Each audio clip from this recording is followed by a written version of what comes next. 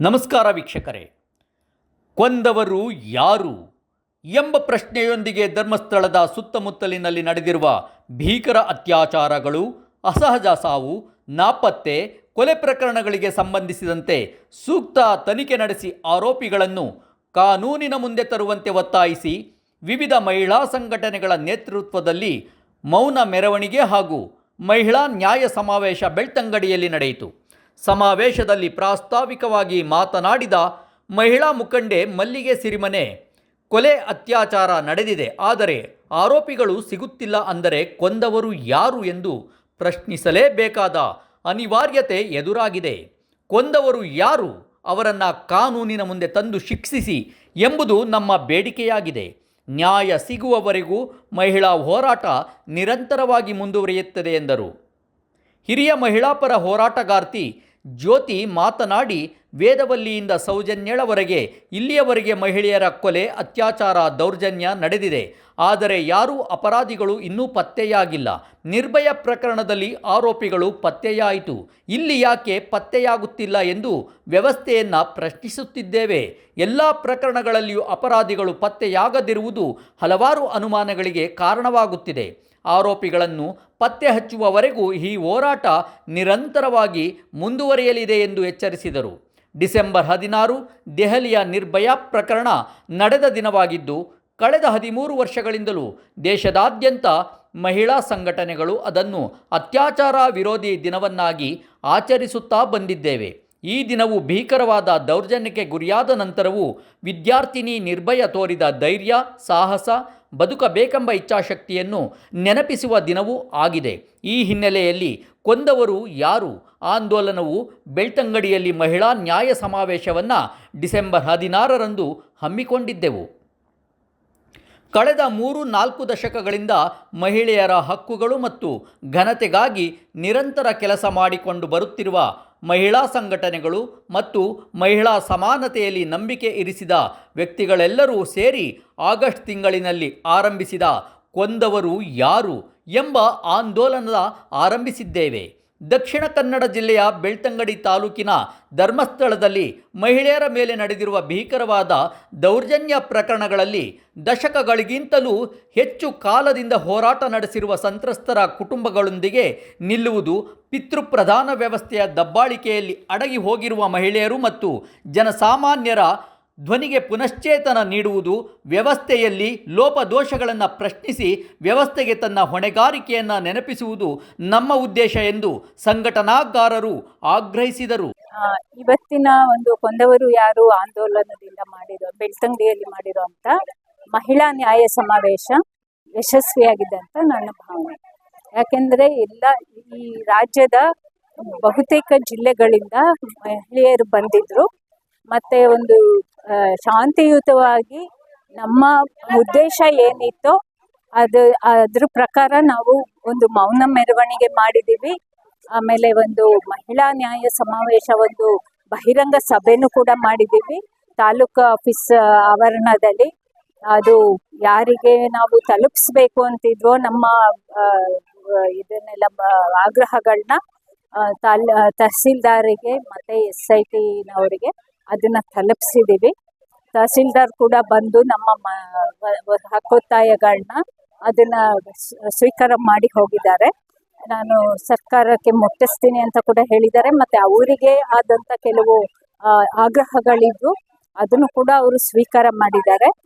ಹಾಗಾಗಿ ನಾವು ಇವತ್ತಿನ ಏನು ನಮ್ಮ ಉದ್ದೇಶ ಇತ್ತು ಅದು ತಕ್ಕ ಮಟ್ಟಿಗೆ ಯಶಸ್ವಿಯಾಗಿದೆ ಅಂತಾನೆ ನಾನು ಹೇಳಕ್ ಇಷ್ಟಪಡ್ತೇನೆ. ಮುಂದಿನ ಹಂತ ನಾವಿವಾಗ ನಾಳೆ ಕೂತ್ಕೊಂಡು ಅದ್ರ ಬಗ್ಗೆ ನಾವು ನಮ್ಮ ಸಮಿತಿ ಕೂತ್ಕೊಂಡು ಚರ್ಚೆ ಮಾಡತ್ತೆ ಮುಂದೆ ಏನ್ ಮಾಡ್ಬೇಕು ಅಂತ. ಮತ್ತೆ ನಾವು ಸ್ವಲ್ಪ ಸಮಯ ಅವಕಾಶ ಕೊಡ್ತೀವಿ ಸರ್ಕಾರಕ್ಕೆ ಮತ್ತೆ SITಗೆ.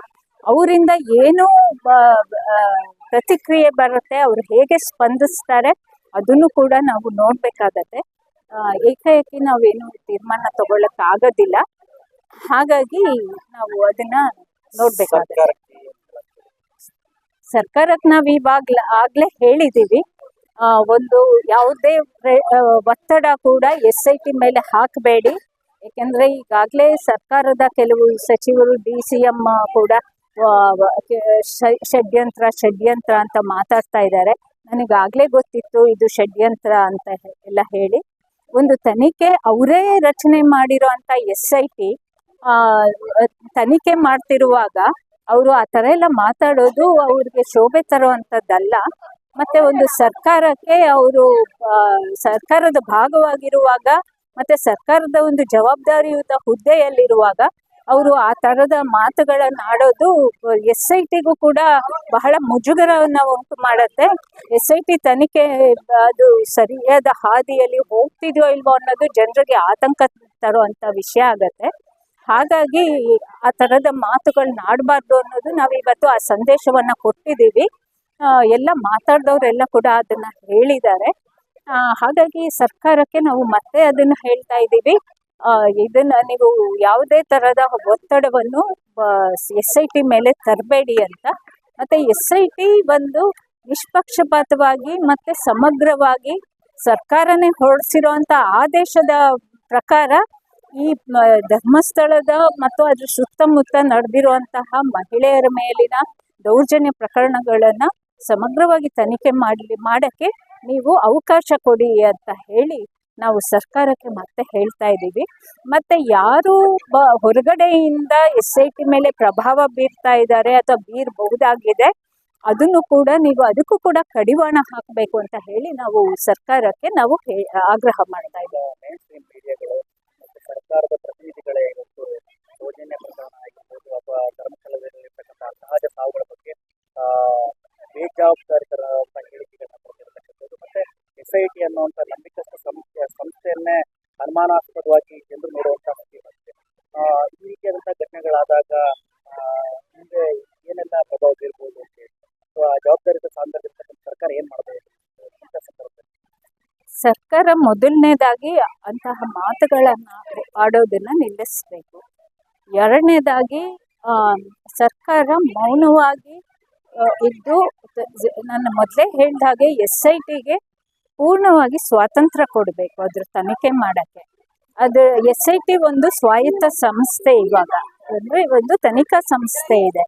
ಅದಕ್ಕೆ ಏನು ಸ್ವಾಯತ್ತತೆ ಇದೆ ಅದನ್ನು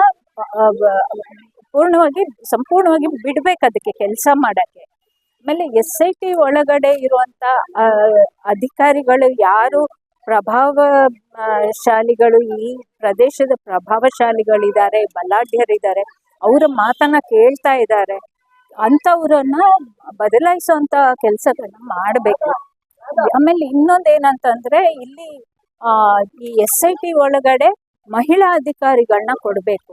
ಅದು ಮುಂಚೆ ಅವರು ಮಹಿಳಾ ಅಧಿಕಾರಿನ ಹಾಕಿದ್ರು, ಆದರೆ ಆ ಮಹಿಳಾ ಅಧಿಕಾರಿ ಇಲ್ಲಿ ಕೆಲಸ ಮಾಡೋಕ್ಕೆ ಸಾಧ್ಯ ಇಲ್ಲದೆ ಇರುವಂಥ ಮಹಿಳಾ ಅಧಿಕಾರಿನ ಹಾಕಿದ್ರು.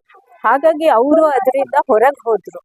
ಆದರೆ ಸರ್ಕಾರ ಇವಾಗ ಮಹಿಳಾ ಅಧಿಕಾರಿಗಳನ್ನ ಕೊಡಬೇಕು. ಯಾಕೆಂದರೆ ಇದು ಮಹಿಳೆಯರಿಗೆ ಸಂಬಂಧಪಟ್ಟಿರೋ ಅಂಥ ಒಂದು ಪ್ರಕರಣ, ಮಹಿಳೆಯರ ಮೇಲೆ ದೌರ್ಜನ್ಯ ಪ್ರಕರಣಗಳಾಗಿರೋದು. ದೂರು ಕೊಡೋಕ್ಕೆ ಬರೋ ಅಂಥವರು ಕೂಡ ಮಹಿಳೆಯರಾಗಿರ್ತಾರೆ. ಹಾಗಾಗಿ ಇಲ್ಲಿ ಮಹಿಳಾ ಅಧಿಕಾರಿಗಳನ್ನ ಹೆಚ್ಚು ನೇಮಕ ಮಾಡಬೇಕು. ಮತ್ತು ನಮ್ಮಲ್ಲಿ ಹೆಚ್ಚು IPS ಆಫೀಸರ್ಸ್ ಮಹಿಳಾ ಅಧಿಕಾರಿಗಳಿದ್ದಾರೆ. ಆಮೇಲೆ ತುಂಬ ದಕ್ಷತೆಯಿಂದ ಕೆಲಸ ಮಾಡುವಂಥ ಸಮರ್ಥವಾಗಿರುವಂಥ ಮಹಿಳಾ ಅಧಿಕಾರಿಗಳಿದ್ದಾರೆ. ಅವರಿಗೆ ಈ ಕೆಲಸವನ್ನು ಕೊಡಬೇಕು. ಅವ್ರನ್ನ ಈ SIT ತಂಡದಲ್ಲಿ ಅವ್ರನ್ನ ಸೇರಿಸ್ಬೇಕು ಅಂತ ಕೇಳ್ತೀವಿ. ಮತ್ತು SIT ವಿಚಾರಣೆ ಏನು ಮಾಡ್ತಾರೋ ಅದನ್ನು ಇನ್ ಕ್ಯಾಮ್ರಾ ಪ್ರೊಸೀಡಿಂಗ್ಸ್ ಮಾಡಬೇಕು ಅಂತಾರೆ. ಹೇಗೆ ಕೋರ್ಟಲ್ಲಿ ಪೋಕ್ಸೋ ಕೇಸ್ಗಳಾಗಲಿ ಅಥವಾ ಅತ್ಯಾಚಾರದ ಕೇಸ್ಗಳಾಗಲಿ ಮಾಡ್ತಾರೆ, ಅದೇ ಥರ ಇಲ್ಲೂ ವಿಚಾರಣೆ ಆ ಥರ ಮಾಡಬೇಕು ಅಂತ. ಯಾಕೆಂದರೆ ಈಗಾಗಲೇ ಕೆಲವರು ಹೇಳ್ತಾ ಇದ್ದಾರೆ, ಅಲ್ಲಿ ಹೋಗಿ ಬಂದವರು ಅಲ್ಲಿ ವಿಚಾರಣೆನ ಇನ್ ಕ್ಯಾಮ್ರಾ ಪ್ರೊಸೀಡಿಂಗ್ಸ್ ಮಾಡ್ತಾ ಇಲ್ಲ ಅನ್ನೋ ಸುದ್ದಿಗಳು ಬಂದಿದೆ. ಸೊ ಆ ಥರದ್ದು ಆರೋಪಗಳು ಬರಬಾರ್ದು. ಅದು ಇನ್ ಕ್ಯಾಮ್ರಾ ವಿಚಾರಣೆ ಆಗಬೇಕು ಅನ್ನೋದನ್ನು ನಾವು ಕೇಳ್ತಾ ಇದ್ದೀವಿ. ನನ್ನ ಹೆಸರು ಜ್ಯೋತಿ ಅಂತ. ನಾನು NFIW ನಲ್ಲಿ ಕೆಲಸ ಮಾಡ್ತೀನಿ, ಮಹಿಳಾ ಸಂಘಟನೆಯಲ್ಲಿ. ನಾನು ಈ ಕೊಂದವರು ಯಾರು ಆಂದೋಲನದಲ್ಲಿ ಸಕ್ರಿಯವಾಗಿ ಪಾಲ್ಗೊಳ್ತಾ ಇದ್ದೀನಿ. ಇಲ್ಲಿಂದ ಇವತ್ತು ಬೆಳ್ತಂಗಡಿಗೆ ಬಂದಿದ್ದೆವು. ನಮ್ಮ ಪ್ರಶ್ನೆ ಒಂದೇ, ಕೊಂದವರು ಯಾರು? 2 ದಶಕಗಳಿಂದ ಇಲ್ಲಿ ಧರ್ಮಸ್ಥಳದಲ್ಲಿ ಏನು ಕೊಲೆಗಳಾಗ್ತಾ ಇದಾವು, ಅತ್ಯಾಚಾರಗಳಾಗ್ತಾ ಇದಾವಲ್ಲ, ಇದಕ್ಕೆ ಯಾವುದೇ ತರದ್ದು ಸಮಗ್ರವಾಗಿ ತನಿಖೆಯನ್ನ ಕೊಟ್ಟಿಲ್ಲ. ನಮ್ಮ ಪ್ರಶ್ನೆ, ಇಲ್ಲಿನ ಸರ್ಕಾರ, ಇಲ್ಲಿನ ಅಧಿಕಾರಿಗಳು, ಇಲ್ಲಿನ ಪೊಲೀಸರು ಏನ್ ಮಾಡ್ತಾ ಇದ್ದಾರೆ? ವರ್ಷಕ್ಕೆ 100ಕ್ಕೂ ಹೆಚ್ಚು ಸಾವುಗಳು ಸಹಜ ಸಾವುಗಳಾಗ್ತಾವಂತ ಹೇಳಿ ಪೊಲೀಸರು ರಿಪೋರ್ಟ್ ಅನ್ನ ಕೊಡ್ತಾರೆ. ಆ ಸಹಜ ಸಾವುಗಳ ಹಿಂದೆ ಯಾರಿದ್ದಾರೆ ಎಂಬುದನ್ನ ನಮ್ಗೆ ಗೊತ್ತು ಮಾಡಬೇಕಾಗಿದೆ. ನಾವು ಇಡೀ ರಾಜ್ಯಾದ್ಯಂತ ಈ ಸೌಜನ್ಯಗಳಾಗಿರ್ಬೋದು, ಪದ್ಮಲತಾಳ ಹೋರಾಟಗಳಾಗಿರ್ಬೋದು ಮಾಡ್ತಾನೆ ಬಂದಿದ್ದೀವಿ. ಆದ್ರೂ ಕೂಡ ಸರ್ಕಾರ ಯಾಕೆ ನಮ್ಗೆ ನ್ಯಾಯ ಕೊಡಿಸ್ಲಿಕ್ಕೆ ಹಿಂದಾಗ್ತಾ ಇದೆ? ಇದರ ಹಿಂದೆ ಯಾರಿದ್ದಾರೆ? ಯಾಕೆ ಇವ್ರು ಅಂಜುತ್ತಾ ಇದ್ದಾರಾ? ಆ ಕೊಲೆಗಾರರನ್ನ ಕಂಡು ಇವ್ರು ಅಂಜುತ್ತಾ ಇದ್ದಾರಾ ಅನ್ನೋದನ್ನ ನಮ್ಗೆ ಗೊತ್ತಾಗಬೇಕಾಗಿದೆ.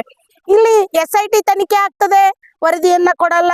2 ಸಾರಿ ನಾವು ಹೋರಾಟ ಮಾಡಿ ಮತ್ತೊಮ್ಮೆ SIT ಯನ್ನ ರಚನೆ ಮಾಡ್ತಾರೆ, ಅವರು ಕೂಡ ವರದಿಯನ್ನ ಕೊಡ್ತಾ ಇಲ್ಲ.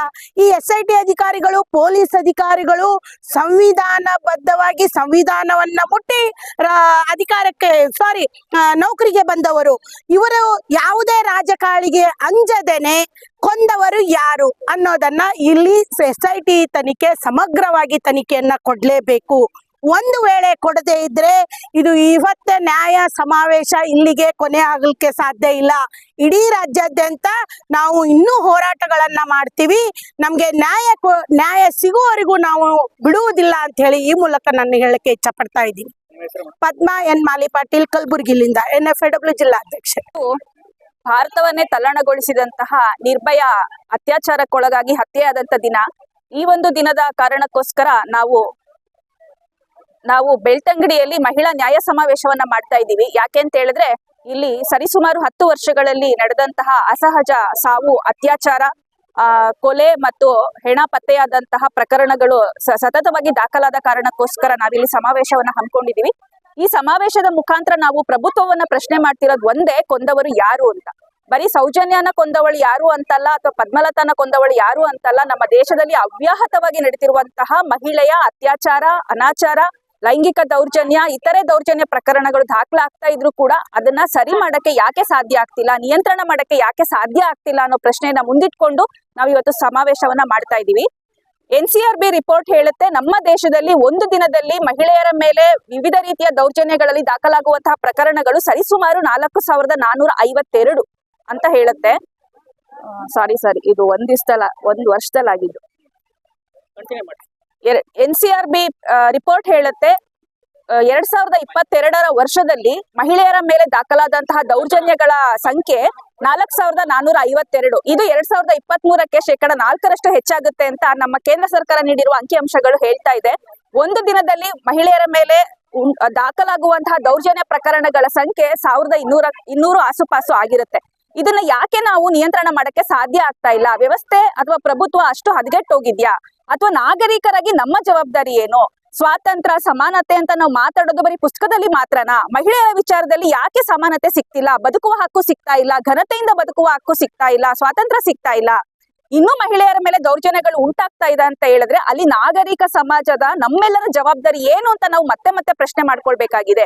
ಎಲ್ಲೇ ದೌರ್ಜನ್ಯ ಉಂಟಾದ್ರೂ ನಾವು ಅದಕ್ಕೆ ದನಿ ಎತ್ತದೆ, ಇದು ನಮ್ಗೆ ಸಂಬಂಧ ಪಡದೇ ಇರೋ ವಿಷಯ ಅಂತ ಅನ್ಕೊಂಡು ಮನೇಲಿ ಇರೋದಾದ್ರೆ ನಾವು ಕೂಡ ಆ ದೌರ್ಜನ್ಯದಲ್ಲಿ ಪಾಲುದಾರಿಗಳು ಅಂತಾನೆ ನಾವು ಅನ್ಕೊಳ್ಬೇಕಾಗುತ್ತೆ. ಹಾಗಾಗಿ ಮಹಿಳೆಯರನ್ನ ಗೌರವಿಸುವಂತಹ ಪರಿಪಾಠವನ್ನ ನಾಗರಿಕ ಸಮಾಜ ನಾವು ಬೆಳೆಸ್ಕೊಳ್ಬೇಕಾಗಿದೆ.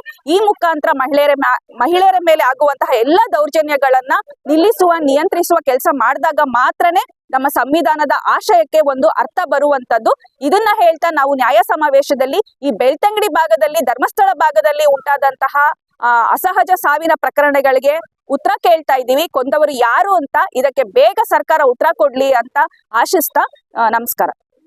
ಪದ್ಮರೇಖಾ, ರಾಮನಗರ.